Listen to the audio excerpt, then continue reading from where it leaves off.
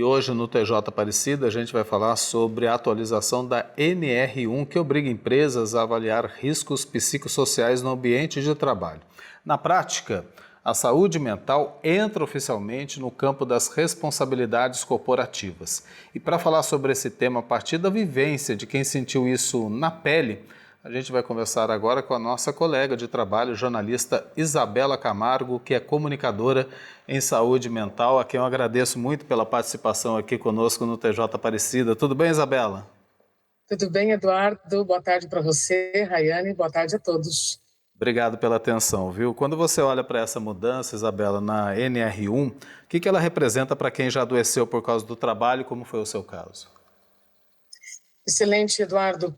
É importante dizer que síndrome de burnout, depressão, crises de pânico, todos esses problemas relacionados à saúde mental são consequências de riscos psicossociais mal gerenciados. Então, quando a NR1 traz essa atualização, todos nós estamos ganhando porque nós estamos vivendo, todos nós, a segunda maior revolução no ambiente de trabalho. A primeira foi na década de 70, Eduardo, com a criação dos EPIs para riscos físicos. O Brasil ganhou o título de campeão mundial internacional, aliás, campeão mundial de acidentes de trabalho. E aí, a partir desse pódio, nós tivemos as normas regulamentadoras, o início delas. Então, agora, os riscos psicossociais sendo incluídos nos ocupacionais, sem dúvida, é a segunda maior revolução no ambiente de trabalho. Isabela, e como que você se sentia, durante esse momento do burnout, do seu esgotamento? Como que foi para você entender que precisava de um cuidado a mais com a sua saúde mental? Eu só soube disso depois de adoecer, então eu negligenciei muitos sinais, coisas que eu normalizava, como dor de cabeça frequente, manchas na pele, problemas no estômago, no intestino, então vários problemas de saúde em que eu acabei normalizando, até que o meu corpo teve que chamar minha atenção de uma outra maneira, que foi com um apagão. Então eu só descobri todos esses sinais estavam querendo me chamar a atenção depois, então, do diagnóstico. Se eu tivesse essas informações antes, Rayane, provavelmente eu teria parado ou aprendido a dizer não antes. Por isso é tão importante a gente falar sobre esse assunto, principalmente para quem convive com esse estresse diário no ambiente de trabalho. Agora, a cultura de dar conta de tudo ao mesmo tempo ainda é vista como um mérito, Isabela? Por que é tão perigoso isso para a saúde mental? Eduardo, trabalho o ambiente de trabalho saudável é um promotor de saúde. Então, o trabalho, ele promove saúde ou ele definha a saúde. Eu vou usar esse termo. Então, o ambiente de trabalho ou promove ou definha. O problema não está no trabalho. O problema está em um trabalho em que você não tem tempo de recuperação, em um trabalho em que você está sob circunstâncias de assédio, em um trabalho em que não há comunicação e não tem tempo de se recuperar. Então, a cultura que nós vivemos é como é. Nós é que precisamos saber os nossos limites, nós é que precisamos saber reconhecer quando andar e quando correr. Percebe? Isabela, na prática, na sua visão, o que as empresas elas precisam rever urgentemente para não continuar adoecendo os funcionários? Primeira coisa é que o ambiente de trabalho mudou e as consequências desse ambiente também. Então, as mudanças que todos nós estamos usufruindo são inquestionáveis. A internet, nós temos milhares de possibilidades ao mesmo tempo. Mas eu preciso, com muita clareza, então, dizer para todas as empresas: o mapeamento dos riscos psicossociais é para proteger a saúde dos trabalhadores e o negócio. Porque mapeando e gerenciando riscos psicossociais, como assédio, carga excessiva de trabalho, falta de comunicação, eu estou evitando doenças. E evitando doenças, eu evito turnover, afastamentos e custos. Então, sem dúvida nenhuma, é uma grande oportunidade, não só para as pessoas, mas para os negócios também. Exatamente, Para o trabalhador que está se sentindo sobrecarregado hoje com o seu trabalho, essa atualização da NR1 traz um respaldo, uma proteção real? Você acredita nisso, Isabela? Sim, e conforme a NR1, conforme ela pegar tração, porque a partir de maio de 2026 as empresas serão multadas, mas a partir de um envio de informações que já é feita pelo e-social. Então, a partir de agora, nós estamos dando nome, Eduardo, àquilo que sempre existiu. Então, sem dúvida nenhuma, o mapeamento dos riscos psicossociais vai trazer clareza para aquelas coisas que a gente sabe que sempre existiram, que adoecem, mas que não eram regularizadas até então. Então, a partir de agora, quando nós estamos tornando visível aquilo que adoece, mas que até então era invisível, todos ganham. Para quem está se sentindo esgotado, Eduardo, eu posso dizer o seguinte: descanse. A gente precisa desacelerar para continuar em movimento. A gente precisa respeitar os sinais do nosso corpo, assim como a gente já respeita outros sinais, né? Quando o combustível do carro está acabando, você vê lá o sinalzinho piscando no painel, você para abastecer. Então, o seu corpo está te enviando vários sinais, certamente, e se você não estiver ouvindo esses sinais, ele vai ter que te chamar a atenção de uma outra maneira. Pausar, às vezes, não quer dizer egoísmo, né? Quer dizer que a gente também cuida da nossa saúde mental. Isabela, obrigada, viu, pela participação aqui. Uma boa tarde para você. A gente agora muda de assunto. Aliás, a gente fala de um assunto semelhante. O início do ano letivo, ele pode ser um desafio, né? Não só para as crianças, mas também para nós pais. A volta às aulas, a mudança da rotina, aquela separação, elas podem gerar grande ansiedade e até crises emocionais nos nossos pequenos. A repórter Rafaela Lourenço conversa com um especialista que vai tirar todas as dúvidas sobre esse assunto. Oi, Rafa, boa tarde para você. Bem-vinda aqui ao TJ Aparecida.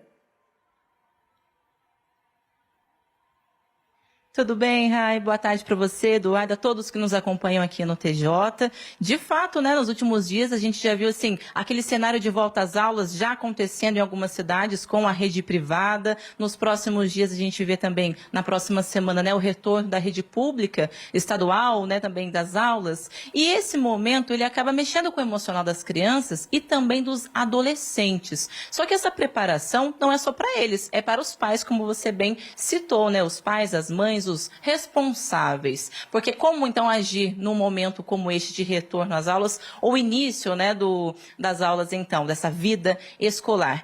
Até que ponto as ações, elas são comuns, ou então elas estão sendo excessivas, né, assim, prejudicando também a saúde? Eu vou conversar com o Marcelo Fonseca, ele que é psicólogo, especialista em neuropsicologia, e vai explicar melhor pra gente. Quais são esses sinais, esses primeiros sinais, né, Marcelo, que o pai e a mãe devem ficar atentos? Então, uma boa tarde. Boa tarde. Acho que um dos primeiros sintomas que a gente tem que observar é a irritabilidade. Tá? Na criança, a gente observa sintomas diferentes do adulto quando a gente fala de ansiedade. Então, a gente vai ver insônia, a gente vai ver alterações alimentares, mas a irritabilidade talvez seja o principal sintoma, o principal sinal que a gente tem que observar. Lembrando sempre que o primeiro mês de aula, normalmente esses sintomas vão acontecer quase que naturalmente. Depois do primeiro mês de aula, que a gente já deve se atentar um pouco mais. Aqui vem essas adaptações, a mudança na rotina, mas o que acontece com o nosso organismo, principalmente da criança, do adolescente, neste momento também, para explicar, né, esses sintomas, esses sinais que você disse? Muitas pessoas podem até estranhar, né? Mas é estresse, da mesma maneira como a gente. Quando a gente pensa em qualquer adaptação que o nosso corpo passa, seja um retorno de um período de descanso, seja o início de aula numa escola nova, seja encontrar com pessoas diferentes, algumas crianças passam a ficar mais ansiosas quando chegam na sala de aula e percebem que metade da sala são de crianças novas. Toda essa adaptação é o mesmo modelo de estresse que a gente vê no adulto. A única diferença é que nas crianças a gente tem sintomas que são mais frequentes, como irritabilidade, enquanto no adulto muitas vezes a gente vê sintomas mais somáticos, dor de cabeça, dor de estômago, embora a dor de estômago também seja uma queixa muito frequente de crianças ansiosas nesse contexto de adaptação. Aquela orientação para os pais, então, né? Como se preparar para este momento, para que tudo volte à normalidade? Eu acho muito legal quando os pais eles já começam a fazer essa adaptação, essa transição dias antes.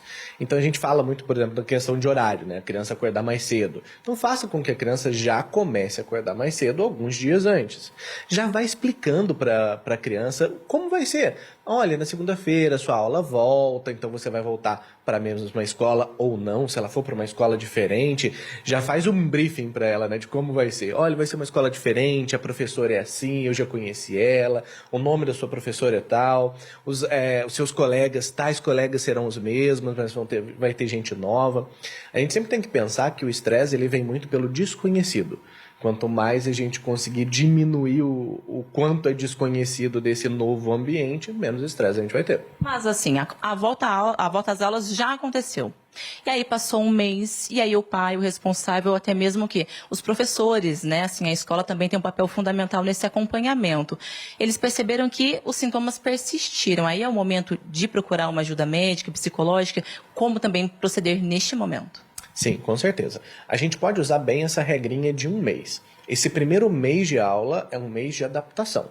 Então é comum que a gente perceba sintomas de ansiedade que não necessariamente são uma patologia de ansiedade, mas um período de adaptação mesmo. Passou do primeiro mês, segundo mês, esses sintomas, eles permanecem ou eles se intensificaram, aumentaram de frequência, de intensidade. Primeira dica que eu dou é, entre em contato com a escola. Tenta descobrir se esses sintomas também aparecem dentro do ambiente da escola.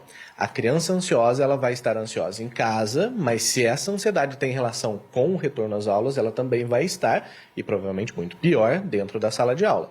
Então, essa comunicação com a escola é extremamente importante. Se a escola também observar os mesmos sintomas, aí sim, acho que a gente já pode começar a pensar em medidas de saúde para que isso não se agrave, que a gente não tenha uma descoberta, por exemplo, de um quadro mais grave de ansiedade lá na frente, quando a gente já tiver problemas de aprendizado. Certo, Marcelo, muito obrigada pela participação, e a gente reforça também com relação aos alunos, né, os estudantes que precisam ficar afastados, né, fazendo algum tratamento de saúde, por exemplo. Então, esse é um momento também de muita atenção dos pais, dos responsáveis, com aqueles que precisam estar em casa, pegar o material, né, com o colégio e estar em casa, então, para este momento, né, de aprendizado. E é claro que, então, eu volto com vocês. Valeu, muito obrigado, Rafa. Importantes dicas para essa volta às aulas, né? Escolas particulares já voltaram, escolas públicas estão voltando já na segunda-feira. Obrigada. Abraço, bom fim de semana para você, viu? Até mais. Tchau, tchau.